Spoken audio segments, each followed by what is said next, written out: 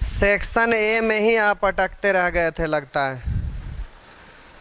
शायद हम लोग ये सब पढ़ लिए थे। चलिए 25 के बाद हम नंबरिंग बोलते हैं, जो भी हो आप पूछ लेंगे।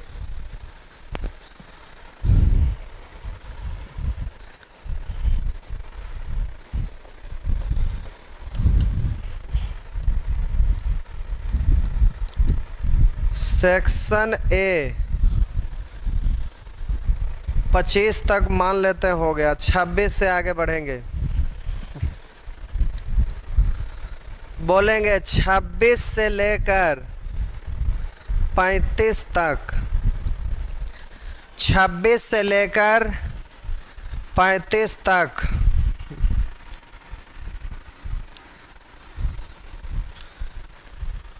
चलिए आप 35 नंबर पूछ रहे हैं, सॉरी 32 कोई पूछ रहे थे। देखिए स्क्रीन पर से गायब हो गया। फिर से लिखिए प्यारे, आप क्या नंबर पूछ रहे हैं। कॉपी पर आप लिख कर उसको क्वेश्चन नंबर, इस पर तो घेराएगा नहीं, आप नंबरिंग इस पर लिख लीजिएगा ऐसे करके जो पूछना है, और जल्दी जल्दी कमेंट में लिख दीजिएगा जो जो परेशानी है, तो फिर आपका परेशानी खत्म हो जाएगा। अब एक एक करके कितना लिखते रहे। ये क्या हुआ, जल्दी से स्क्रीन पे आप लाइए। कोई भी नहीं पूछ रहे हैं।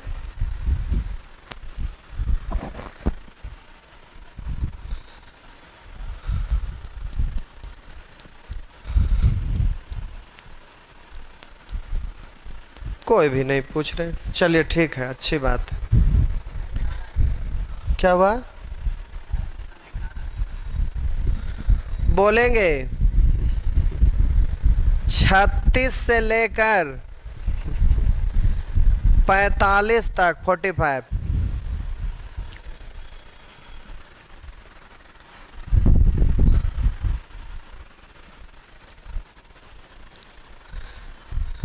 एक लिख रहे हैं नजर लग गया है। नजर क्यों लगेगा, जल्दी जल्दी पूछना है, पूछिए। इसी में समय लगा दीजिएगा ज़्यादा तो फिर अभी आगे बढ़ेंगे कैसे। अभी सेक्शन ए पर ही आप हैं। चलिए 45 तक सब ठीक है। कहीं उस पर गड़बड़ तो नहीं दिखा रहा है कमेंट, उसको लैपटॉप पर देखिए, उस पर रुक गया क्या। मोबाइल खोल लेते हैं तो।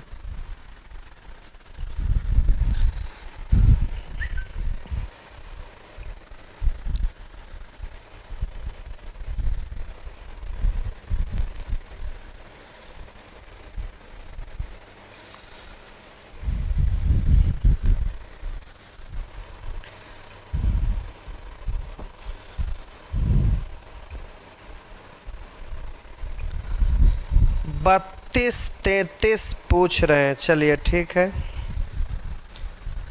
32 भी और 33 भी, चलिए ठीक है।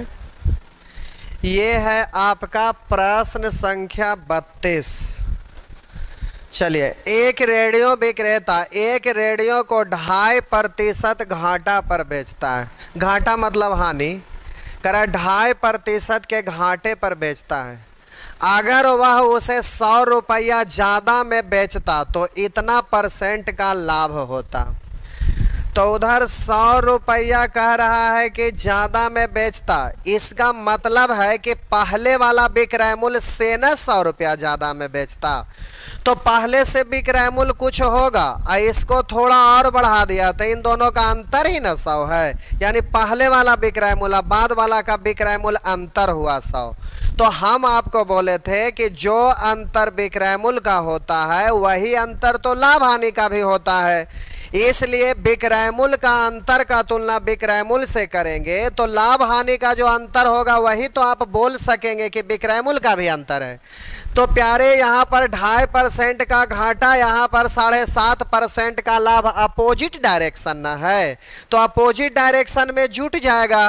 तो दोनों को जोड़ेंगे तो कितने का अंतर, तो आप बोलेंगे 10। अब आपसे पूछ क्या रहा है, तो 12.5% लाभ कमाने के लिए इसको कितना में बेचेगा? तो 12.5% लाभ का मतलब विक्रय मूल्य हो जाएगा 100 12.5। अब आप कहेंगे कि सर इसको फ्रैक्शन से काम चलाएंगे तो नहीं होगा। तो प्यारे अगर इसको आप पढ़िएगा 12.5% का मतलब 1/8, तो ये विक्रय मूल्य के अंतर का तुलना अंतर से किए तो ये अंतर आया कब? जब वहां क्रय मूल्य को 100 मानकर रेशियो लिख रहे थे तब ना। तो यहाँ क्रय मूल्य 100 और यहाँ क्रय मूल्य 8, तो यहाँ पर तो फिर गड़बड़ ना हो जाएगा, जैसा कि कल एक एग्जाम्पल दिए थे।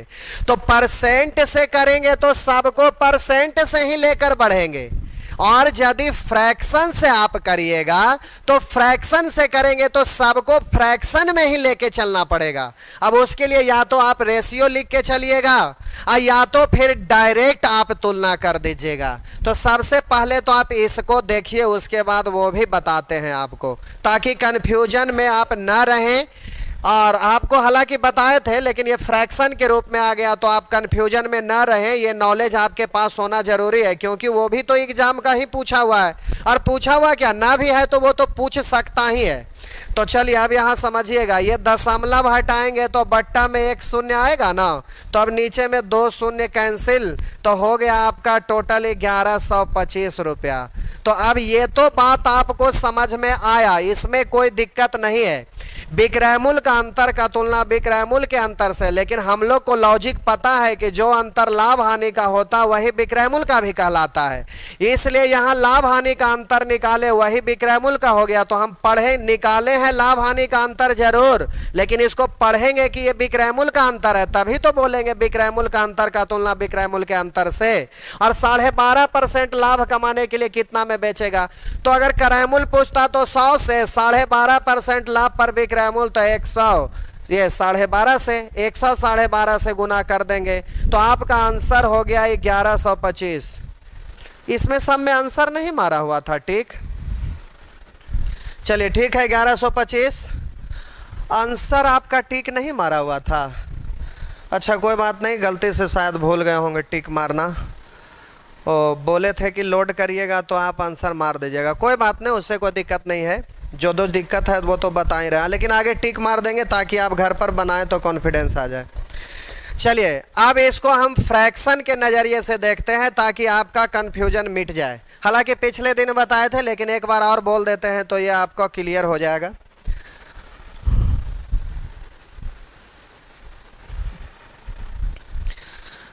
अब देखिए,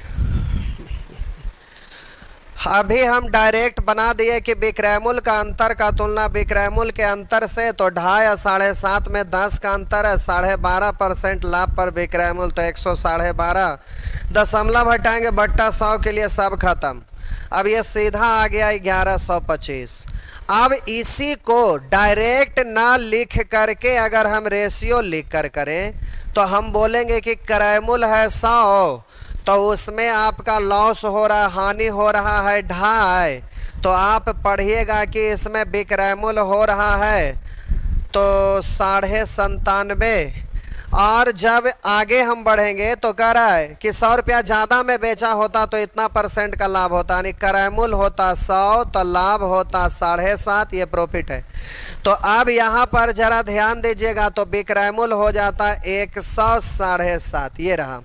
अब हम बोले दोनों स्थिति में क्रय मूल्य सेम है, ये अलग घर है ये अलग घर है, लेकिन प्यारे क्रय मूल्य सेम है ही, वस्तु तो एक ही था और एक ही था तो एक ही यहाँ दिख भी रहा है, यानी दोनों रिलेटेड है। रिलेटेड है तो कोई दिक्कत नहीं हुआ। बोलेंगे विक्रय मूल्य का अंतर 100 और यहाँ पर विक्रय मूल्य का अंतर कितना, तो इन दोनों का अंतर निकाल लीजिए। अंतर का मतलब बड़ा में से छोटा को घटाना, 5 में से 5 घटाइए 0 और दशमलव, 7 में से 7 घटाइए 0 और 10 में से 9 घटाइए 1, यानी आप पढ़िएगा 10 हुआ, निकालना है उसको गुना। तो कह रहा 12.5% लाभ कमाने के लिए कितना बेचेगा, तो आप बोले 12.5% लाभ पर विक्रय मूल्य, यानी क्रय मूल्य 100 तो लाभ 12.5, तो विक्रय मूल्य हो जाएगा 100 12.5, 100 12.5। तो अभी से 100, अब यहाँ भी 100 ही है, यानी ये भी रिलेटेड है, इसलिए यहाँ 100 से गुना करेंगे तो आंसर सही आएगा। दशमलव हटाएंगे तो एक शून्य के लिए एक शून्य, एक शून्य से एक शून्य, तो 1125।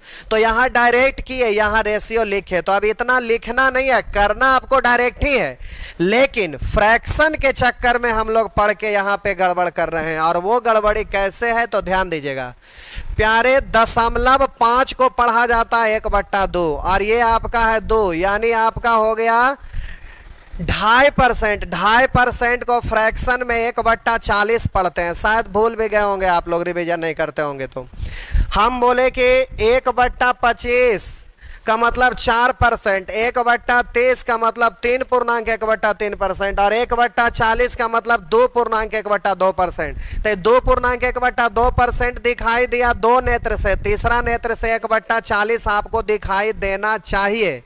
तो 2.5% को आप 1/40 पढ़िएगा। और इधर बोलिए 7.5 का मतलब कितना पढ़िएगा, तो अब 7.5 का मतलब तोड़ लीजिए, 7 दूनी 14, 1 15/2, प्रतिशत हटाएंगे तो बट्टा में 100। अब फ्रैक्शन में 5 से काटेंगे 3 और 5 से काटेंगे 40, 3/40। तो अब इसको आप पढ़िएगा 3/40 और इसको आप पढ़िएगा 1/8। अब जल्दी से आप सोचिएगा कि हम रेशियो लिखें, तो देखिए यहाँ डिसमिस कैसे होगा, वो चीज़ को पहले हम समझा रहे हैं, उसके बाद फिर समझाएंगे कि गलती ना करेंगे तो कैसे डायरेक्ट बनेगा, वो भी तरीका हम बता रहे हैं। अब ये करैमुल है और ये आपका हानि है और ये आपका विक्रैमुल है। तो बोलिएगा 1/40 घटा, यानी करैमुल है 40 तो हानि हो गया 1, तो विक्रैमुल हो जाएगा हानि की स्थिति में कम, यानी 39। ये अलग घर है। अब हम आगे बढ़ेंगे तो बोलेंगे कि यहाँ पर 3/40 यानी करैमुल है 40, तो बोलिएगा लाभ होगा 3, तो विक्रैमुल आपका हो जाएगा 43। अब जरा ध्यान देंगे और आगे बढ़ेंगे तो 1/8 यानी करैमुल है 8, करैमुल है 8, तो बोलिएगा लाभ यहाँ पर है 1, तो आप बोलिएगा कि विक्रैमुल हो जाएगा 9। अब यहाँ दोनों जगह करैमुल सेम है, यानी दोनों रिलेटेड है, इसको भी रिलेटेड बनाने के लिए समान करना पड़ेगा। समान करिएगा तो इसमें जल्दी से प्यारे 40 40 8 का एलसीएम 40 होने के लिए 5 से ऊपर 1 से करिए या ना करिए, यहाँ 5 से तो यहाँ भी 5 से, यहाँ भी 5 से। अब हम बोलेंगे करैमुल सेम है ही, वस्तु एक है तो सब जगह करैमुल सेम दिखना चाहिए। अब तुलना करिए, वहाँ विक्रैमुल का अंतर है 100 का, यहाँ पर विक्रैमुल का अंतर देखिए 39 और 43 में अंतर है 4 का। आपसे पूछ रहा है कि 12.5% लाभ पर कितना में बेचेगा, तो 45 से गुना। अब 4 से काटिएगा 25, तो अब ये आपका हो जाएगा 25 पंचे 25 से 5 हासिल 12, 25 × 100 और 12 112। देखिए आंसर उतना ही आ गया। अगर ये समान नहीं किए होते तो फिर तो आपका आंसर गलत हो जाता। अब कहिएगा कि सर इतना करने के बाद फ्रैक्शन से करेंगे तो ये करना पड़ेगा, जी नहीं। अब देखिए आपका आंसर इतना आ रहा ना, अब आपको ये सब नहीं करना पड़ेगा, लेकिन आप फ्रैक्शन से चाह रहे हैं तो देखिए अब हम डायरेक्ट कैसे बनाइएगा वो भी आपको सिखा देते हैं।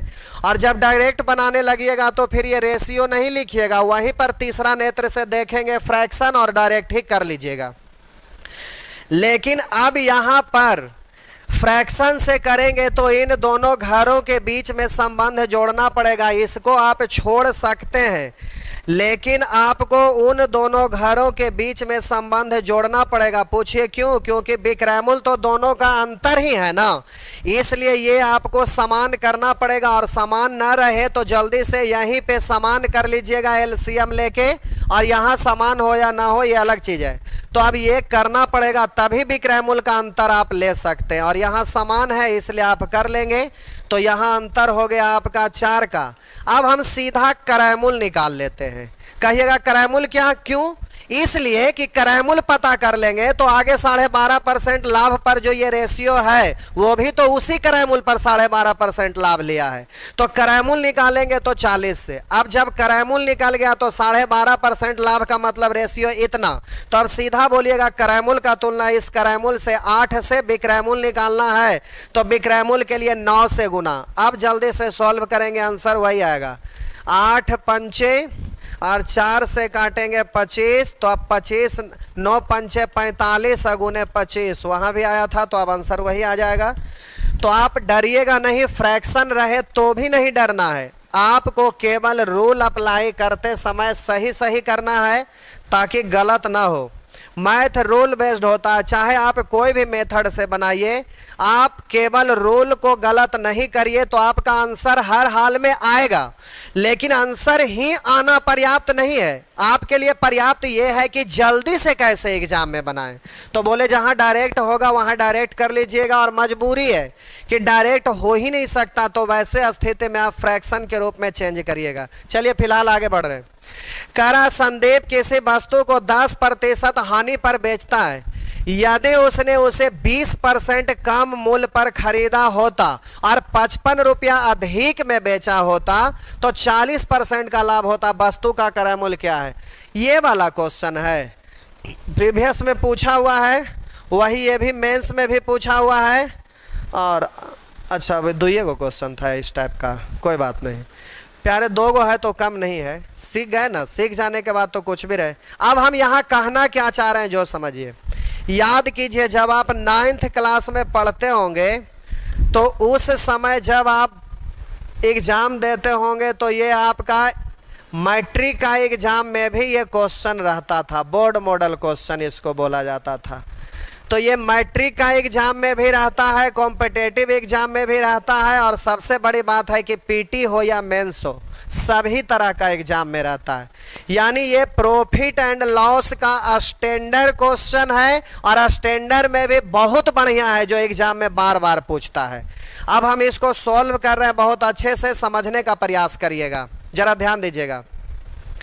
संदीप किसी वस्तु को 10% हानि पर बेचता है, तो आप बोलिएगा कि सर क्रय मूल्य है 100 तो हानि है 10, तो कहिएगा 10% हानि पर विक्रय मूल्य है 90। कह रहा यदि उसे 20% कम में खरीदा होता, यानी अब कह रहा है कि क्रय मूल्य 100 नहीं बल्कि अब कह रहा है कि 20% कम में खरीदता, यानी 100 में नहीं 80 में खरीदता। ये खरीदने की बात कर रहा है कि अब 100 में मत खरीदो, 80 में मात्र खरीदो। तो कह रहा है यदि उसे 20% कम पर खरीदा होता और 55 रुपया अधिक में बेचा होता।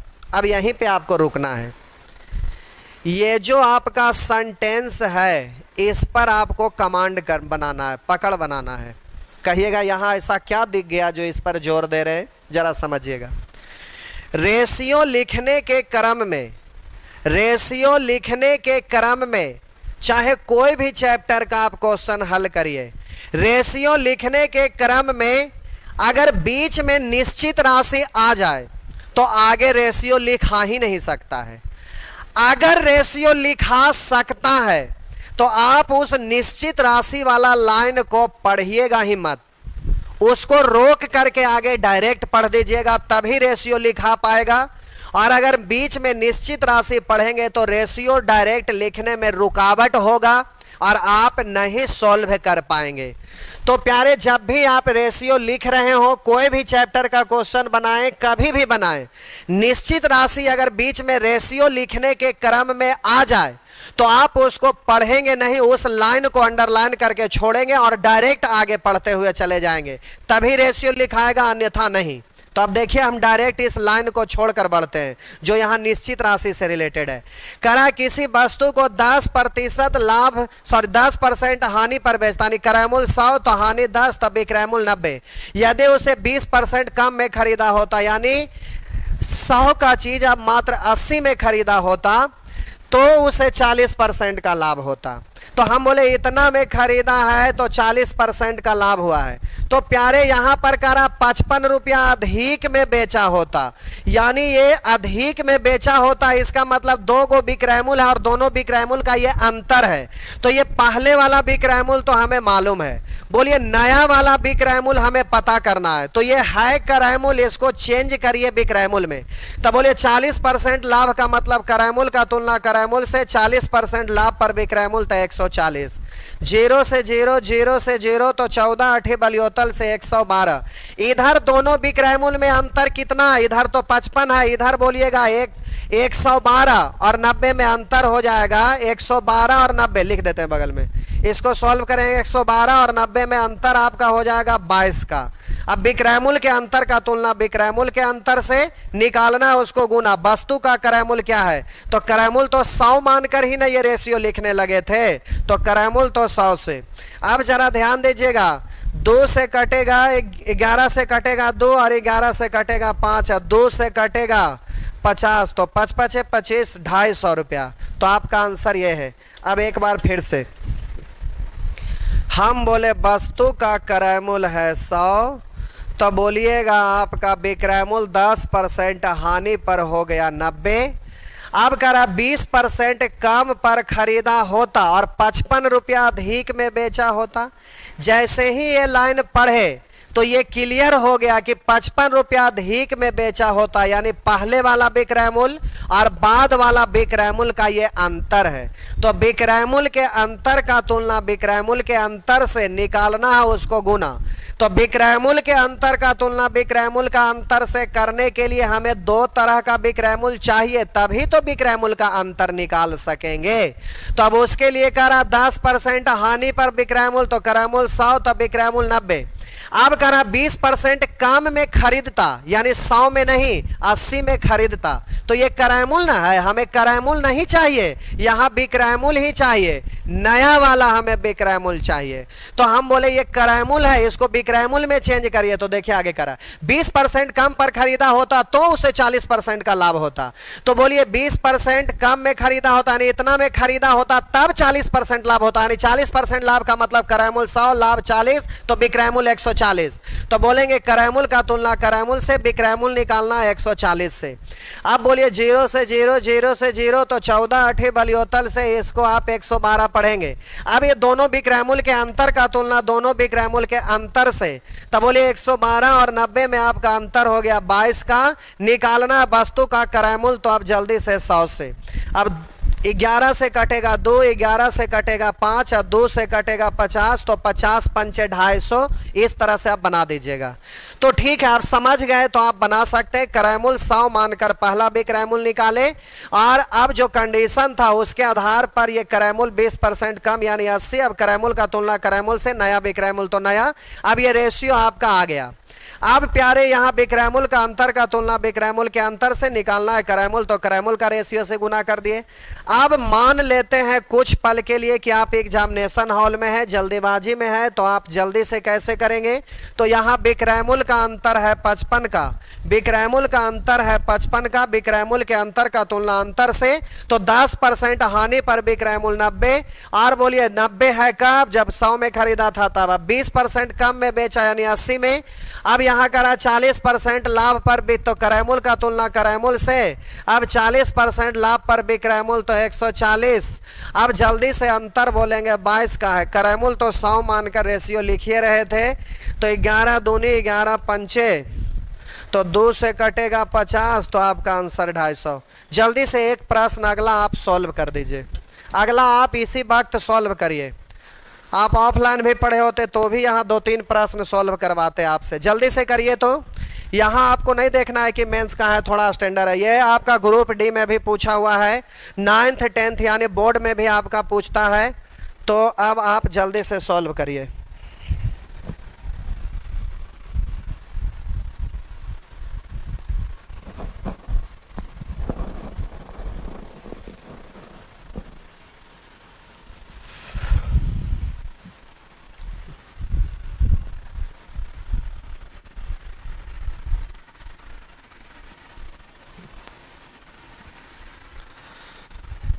चलिए प्यारे, जल्दी से सॉल्व कर दीजिए। बहुत सारे लोग सॉल्व कर दिए, कुछ लोग अभी सोचने में ही पड़े हुए हैं। चलिए,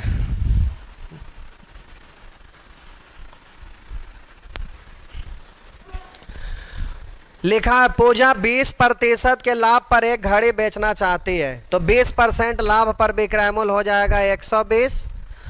तो ये पहला विक्रय मूल्य हो गया ना, पहला विक्रय मूल्य। आगे कर रहा है, उसने वह घड़ी 10% कम में खरीदा, यानी ये विक्रय मूल्य है कब, जब 100 में खरीदा था तब। अब कह रहा है कि 10% कम में खरीदता, यानी 90 में, तो ये खरीद मूल्य है, इसको विक्रय मूल्य में हमें चेंज करना है। तो कह रहा है 30 रुपया कम में बेचे, फिर भी उसे 20% का भी लाभ हुआ। 20% लाभ यानी क्रय मूल्य का तुलना क्रय मूल्य से, 20% लाभ पर विक्रय मूल्य 120। अब जल्दी से बोलिए, बरनामा ठोतल से 108, दोनों विक्रय मूल्य में 108 और 120 में अंतर है आपका 12 का। निकालना है घड़ी का लागत मूल्य यानी 100। 3 से काटिएगा 4 और 4 से काटिएगा 25 और ये शून्य अभी बचा हुआ, तो 25 दहे 250। तो आपका प्यारे आंसर हो गया 250। अब हमारे ख्याल से आप में से किन्हीं को कोई दिक्कत नहीं हो रहा होगा। चलिए, सब ठीक है, आगे बढ़िए, जल्दी से आगे बढ़िए।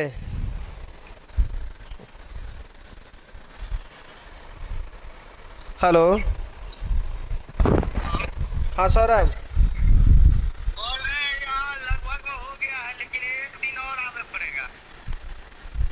एक दिन अब ये रह जाइए। अभी कहाँ कहीं जा रहेंगे?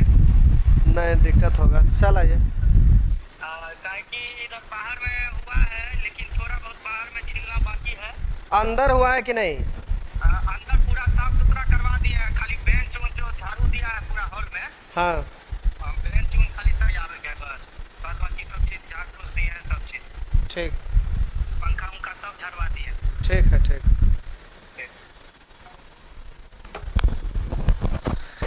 चलिए, तो ये हो गया आपका। आ जाइए सेक्शन बी। प्यारे, जिनको भी कोई कष्ट है, दुख दर्द निवारण है, तो जल्दी से आप टाइपिंग करिए फटाफट, टाइम आप लोग लगा दिए ज़्यादा। सेक्शन ए में आप ज़्यादा टाइम लगा दिए, अभी बहुत दूर तक जाना है, जल्दी जल्दी आप बोलेंगे। सेक्शन बी, प्रश्न संख्या 1 से लेकर 15 तक इसमें पूछने योग्य नहीं होगा, ये ज़्यादा आसान है। जल्दी से प्रश्न संख्या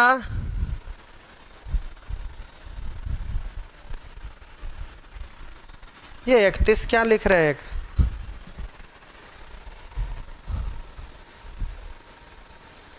अभी 31 में पड़े हुए हैं, तो बता ही दिए थे इसको।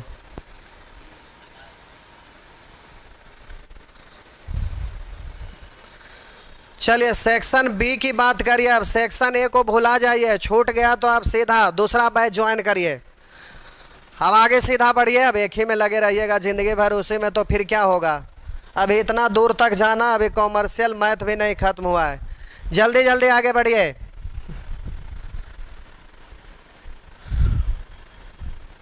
फिर अभी 31 पे लगे ले, क्या है सेक्शन बी का 31? ओ अच्छा, ठीक है। चलिए ठीक है, नंबर हम लिख दे रहे हैं। 9 नंबर पहले पूछ रहे हैं आप, 9 नंबर। चलिए, आप में से कोई 9 नंबर पूछें, ज़रा देख लीजिए।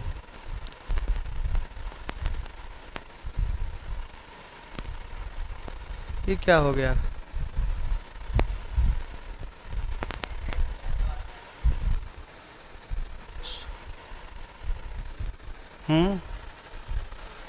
नहीं नहीं, हाथ रखे जो टच हो गया उधर।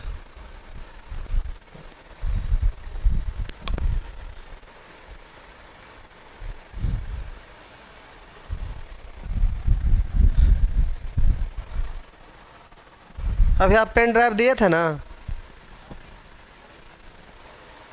पेन ड्राइव, अच्छा आ गया आ गया।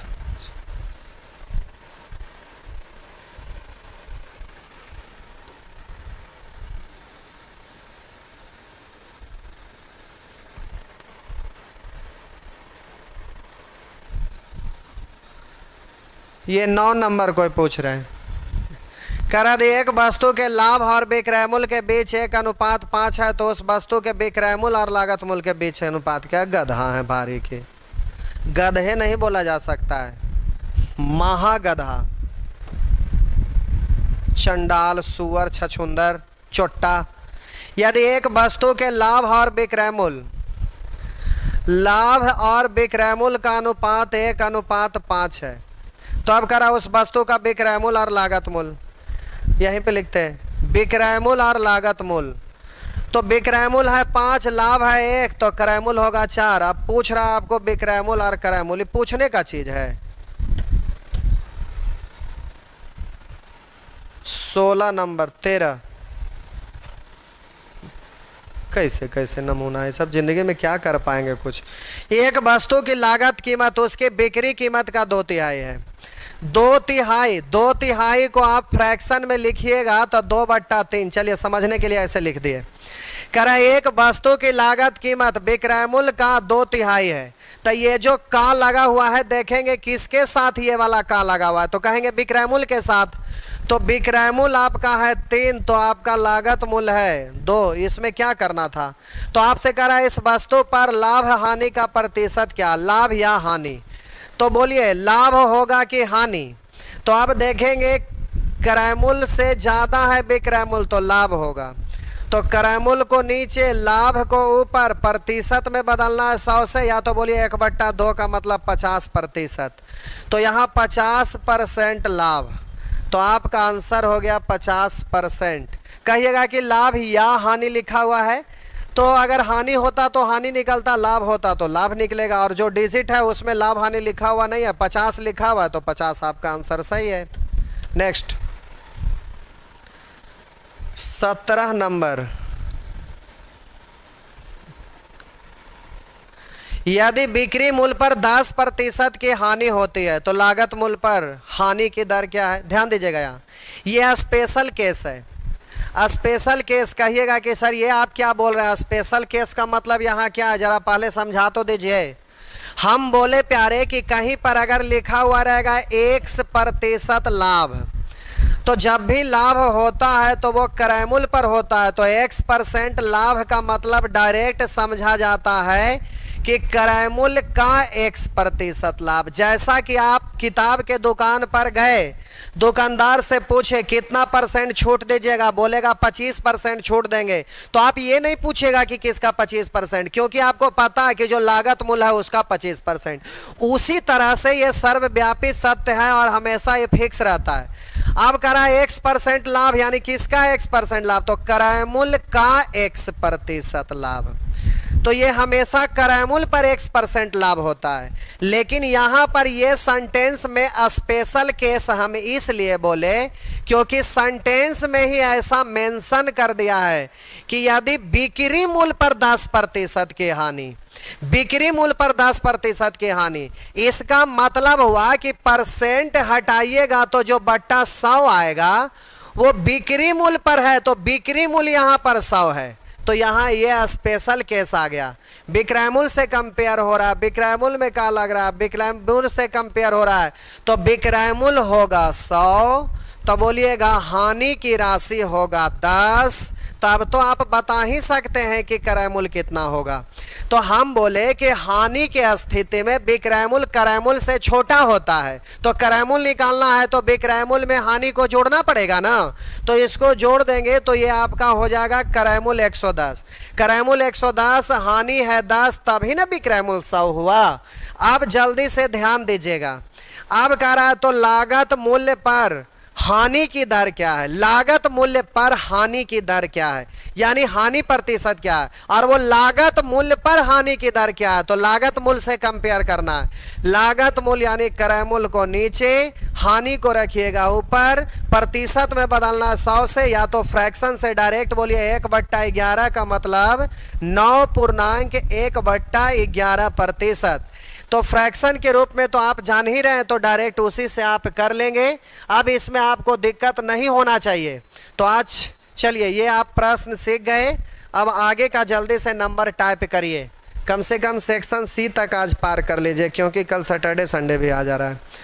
चलिए ठीक है, तो 17 हो गया। चलिए 17 के बाद देखिए एक 16 भी लिख रहे हैं, क्या नमूना है। ये भी वही है, 16 17 सेम है, कर लीजिएगा, अब हो जाएगा। इसमें लाभ है, इसमें हानि था, उससे क्या दिक्कत है। अब दोनों आपसे हो जाएगा, कोई दिक्कत नहीं है। अब कर लीजिएगा, हो जाएगा। नहीं होगा तो फिर अगले दिन पूछ लीजिएगा।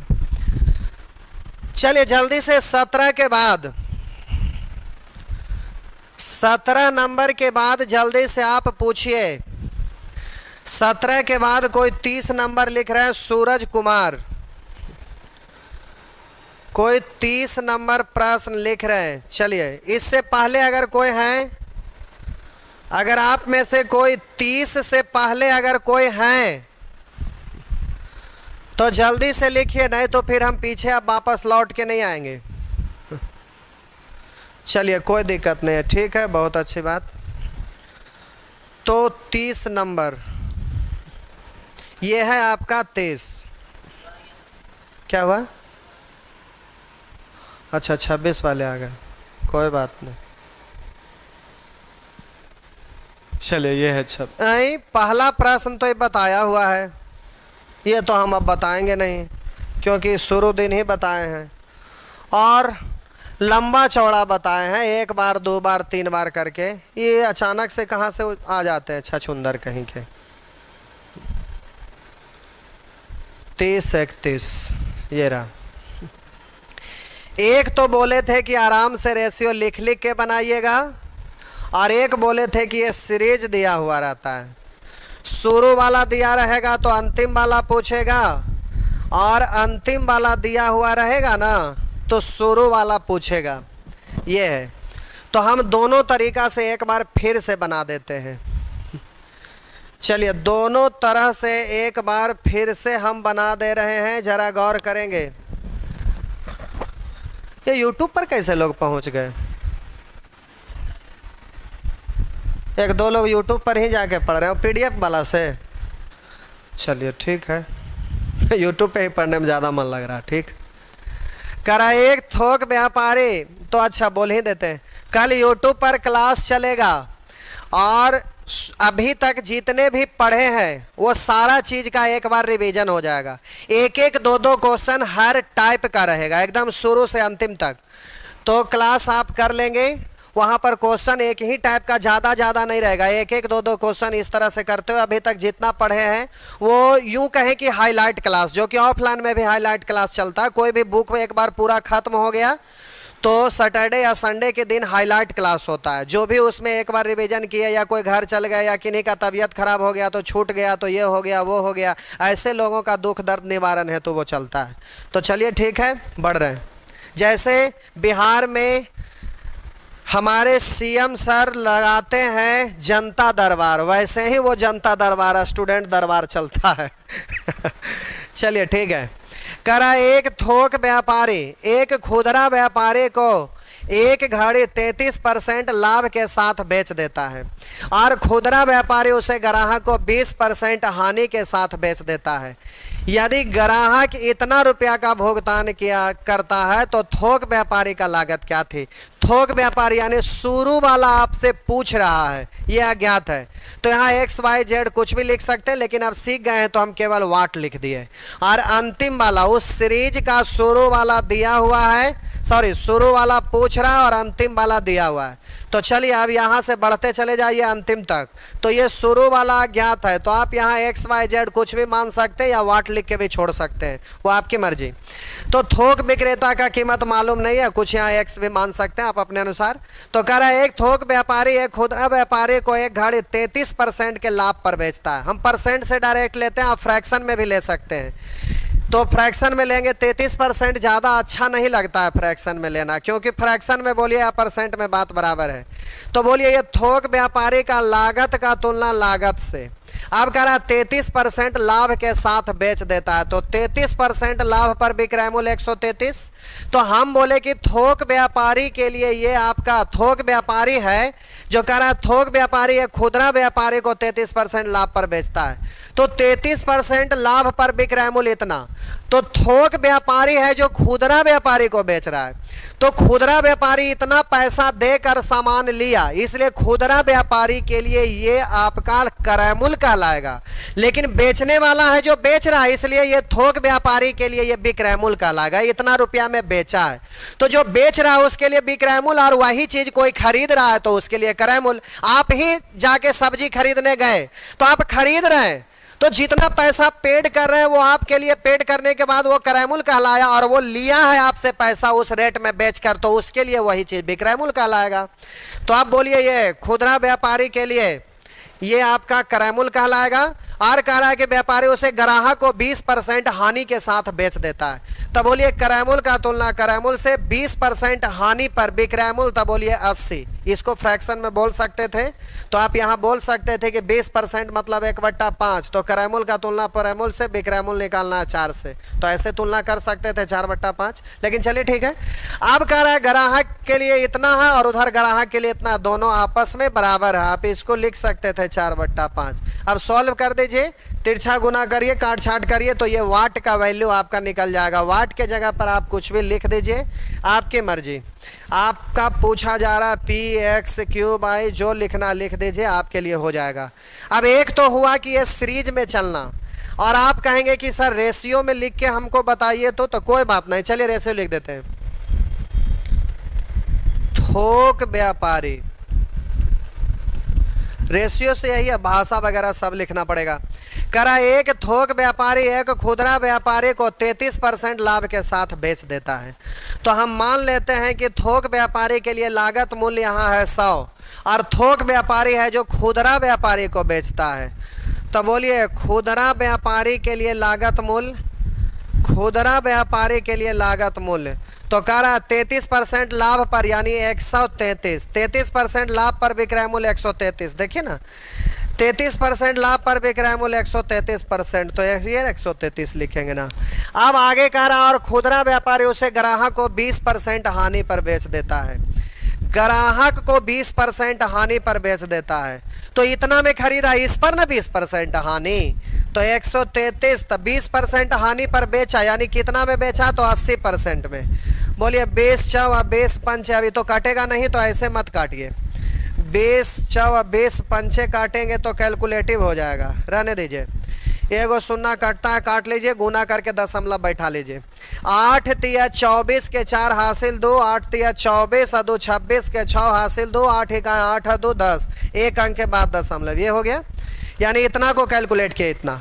अब देखिए वहाँ ग्राहक है जो कह रहा है कि इतना रुपया दिया है, ग्राहक इतना दिया है, और यहाँ पर ग्राहक इतना दे रहा है, ये रहा ग्राहक इतना दे रहा है, तो ग्राहक का दिया हुआ का तुलना ग्राहक का दिया से थोक व्यापारी का लागत, तो ये वाला निकालेंगे।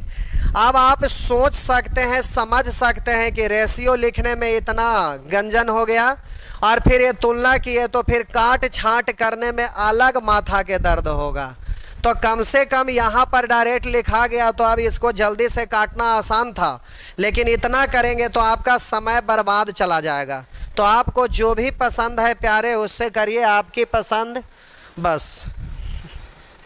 आगे 31 नंबर भी कोई पूछे थे, चलिए देखते हैं। बीच में फ्रैक्शन भी आ गया, तो उससे क्या दिक्कत है, जैसे सीरीज चल रहा था वही चलाइएगा, या तो फिर ये तो डायरेक्ट है। अच्छा प्रतिशत पूछ दिया, ये तो उतना टेंशन ही नहीं लेना है, यहाँ पर आपको रेशियो लिखना पड़ेगा, इसलिए लेस रेशियो लिखना पड़ेगा। करा डी का खरीद मूल्य ए के खरीद मूल्य से कितना % अधिक था। हालांकि फर्स्ट और लास्ट ही दिया हुआ है, तो कुछ भी मान के भी आप निकाल सकते हैं, लेकिन निकालना भी तो रेशियो ही है, इसलिए इसमें लिख देना ज़्यादा अच्छा है। तो करा ए किसी वस्तु को 20% लाभ पर बेचा, ए किसी वस्तु को बी को 20% लाभ पर बेचा, तो क्रय मूल्य अगर 100 मान ले तो 20% लाभ पर, तो इसको 120 में बेचा। और कह रहा है कि बी उस वस्तु को खरीदे हुए मूल्य के 2/3 पर सी को, तो इसका 2/3 पर सी को बेच दिया, तो इसका 2/3 लिख देते हैं, हालांकि लिखने की जरूरत नहीं था, सीधे बोलते हैं 2/3, 3 से कटेगा 4 बार, 4 दूनी 8 80, लेकिन लिख देते हैं तो इससे ही कटा 4 बार तो 40 दूनी 80, लेकिन छोटा छोटा ऐसे लिखते नहीं रहेगा। आगे कह रहा सी ने उसे डी को 40% लाभ पर बेच दिया, तो इस पर 40% लाभ लेकर बेच दिया। तो आप बोलिएगा 40% लाभ पर 140%। अब ऐसे बोलिए 140%, या तो फ्रैक्शन के नज़रिए से देखिएगा 40% लाभ का मतलब 2/5, क्रयमूल 5 लाभ 2, तब विक्रयमूल हो जाएगा 7, तो 80 का। अब क्रयमूल का तुलना क्रयमूल से विक्रयमूल, तो 7 से ऐसे भी बोल सकते हैं, डायरेक्ट परसेंट में ऐसे भी बोल सकते हैं। तो चलिए 0 से 0, 2 से 7, 2 से 5, अब 5 से काटेंगे 16, 16 सते बलियोतल से 112, ये रहा। अब प्यारे सबका रेशियो निकल गया। अब जो कहेगा वो आप काम कर दीजिए। तो कह रहा है डी का खरीद मूल्य ए के खरीद मूल्य से कितना प्रतिशत अधिक है। डी का खरीद मूल्य ए के खरीद मूल्य से कितना % अधिक है। तो 100 में है ही, तो 100 से जितना ज्यादा है सीधा बोलेंगे उतना ही % अधिक है, यानी 12% अधिक है। अगर कंपेयर करिएगा तो ए को नीचे ही, अधिक को ऊपर, प्रतिशत में बदलना है तो 100 से, तो आप बोलेंगे इतना %, जो कि डायरेक्ट बोल सकते हैं 12%। इस तरह से आप कर सकते हैं। टाइम बच रहा है कि अभी है, खत्म हो गया? चलिए कोई बात नहीं, तो फिर अगले क्लास में और देखते हैं। एक बार प्यारे परसेंटेज को आप रिवीजन कर लीजिएगा।